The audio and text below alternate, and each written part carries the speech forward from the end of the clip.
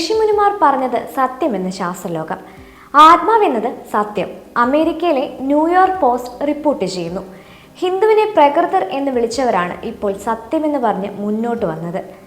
നമുക്ക് വാർത്തയിലേക്കൊന്ന് പോകാം. മനുഷ്യകുലം ഉണ്ടായ കാലം മുതൽ ഉയരുന്ന ചോദ്യമാണ് ആത്മാവെന്നത് സത്യമാണോ എന്നത്. ഒടുവിൽ ആത്മാവ് സത്യമെന്ന് സ്ഥിരീകരിച്ച് ശാസ്ത്രലോകം. മരിക്കുമ്പോൾ മനുഷ്യന്റെ തലച്ചോറിൽ നിന്ന് ഒരു പ്രത്യേകതരം എനർജി പുറത്തേക്ക് പ്രവഹിക്കുന്നു എന്നാണ് ശാസ്ത്രജ്ഞന്മാർ കണ്ടെത്തിയിരിക്കുന്നത്. ആത്മാവ് ശരീരത്തെ വിട്ടുപോകുന്നതാണ് ഇതെന്നാണ് ഗവേഷകർ പറയുന്നത്. അമേരിക്കയിലെ അരിസോണ സർവകലാശാലയിലെ അനസ്തേഷ്യ വിദഗ്ധനായ ഡോക്ടർ സ്റ്റുവർട്ട് ഹാമറോഫ് ആണ് ഇത് സംബന്ധിച്ച പ്രധാനപ്പെട്ട പല കാര്യങ്ങളും പുറത്തുവിട്ടിരിക്കുന്നത്.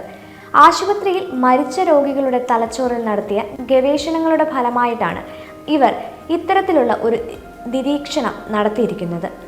അതീവ ഗുരുതരമായ രീതിയിൽ ആശുപത്രിയിൽ ചികിത്സയിൽ കഴിയുന്ന ചില രോഗികളുടെ തലച്ചോറിൽ അവരുടെ ജീവൻ നിലനിർത്തുന്ന ഉപകരണങ്ങൾ നീക്കം ചെയ്യുന്നതിന് മുൻപ് സെക്കൻഡുകൾ സ്ഥാപിച്ചാണ് ഗവേഷകർ ഇത് സംബന്ധിച്ച പഠനം നടത്തിയത്. ഈ രോഗികളുടെ രക്തസമ്മർദ്ദവും ഹൃദയമിടിപ്പും 0 താഴുന്നതിന് ശേഷമുള്ള പ്രവർത്തനങ്ങളാണ് ഇവർ നിരീക്ഷിച്ചത്. അപ്പോഴാണ് മരിക്കുമ്പോൾ മരിച്ചവരുടെ തലച്ചോറിൽ നിന്ന് ഒരു പ്രത്യേകതരം എനർജി പ്രവഹിക്കുന്നതായി കണ്ടെത്തിയത്.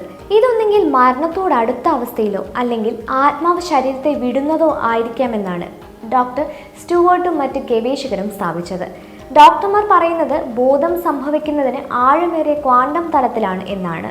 അനസ്തീഷ്യ, ഗാഢനിദ്ര അല്ലെങ്കിൽ മരണത്തോടടുത്ത അനുഭവങ്ങൾ പോലുള്ള താഴ്ന്ന ഊർജാവസ്ഥകളിൽ പോലും ആളുകൾക്ക് അവബോധമുള്ളതായിട്ടാണ് അദ്ദേഹം ചൂണ്ടിക്കാട്ടുന്നത്.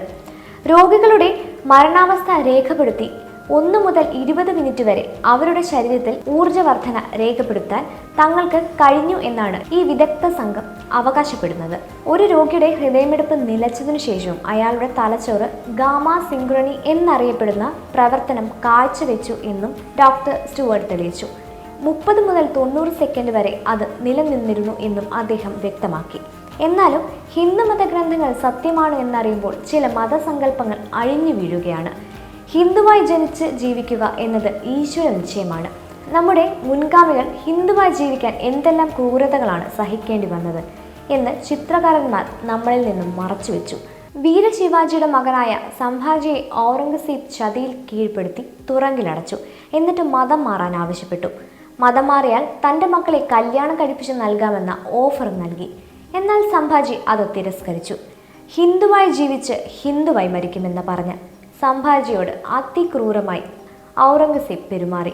കണ്ണുകൾ ചൂഴ്ന്നെടുത്തു, തൊലി മുഴുവൻ വരഞ്ഞ് മുളക് പുരട്ടി ഇഞ്ചിഞ്ചായി കൊന്നു. നമ്മൾ പഠിച്ച മുഗൾ ദ ഗ്രേറ്റുകാർ. അവർ നല്ലവരായിരുന്നു, ഹിന്ദുക്കളെ സഹോദരങ്ങളെ പോലെയാണ് കരുതിയത് എന്നൊക്കെയുള്ള ഫേക്ക് നറേറ്റീവ്സ് ഹിന്ദുവിനെ കൊല്ലാൻ നടന്ന അറേബ്യനിൽ ജനിച്ച ഇന്ത്യയിലെ ആദ്യ വിദ്യാഭ്യാസ മന്ത്രി നമ്മെ പഠിപ്പിച്ചു. അതിന് കോൺഗ്രസ് കൂടെ പിടിച്ചു. ഇന്ന് ബംഗ്ലാദേശിലും പാകിസ്ഥാനിലും അഫ്ഗാനിസ്ഥാനിലും കാണുന്ന മുസ്ലിങ്ങൾ എല്ലാം തന്നെ ഒരു കാലത്ത് ഹിന്ദുക്കളായിരുന്നു എന്ന് മറക്കാതിരുന്നാൽ നന്ന്.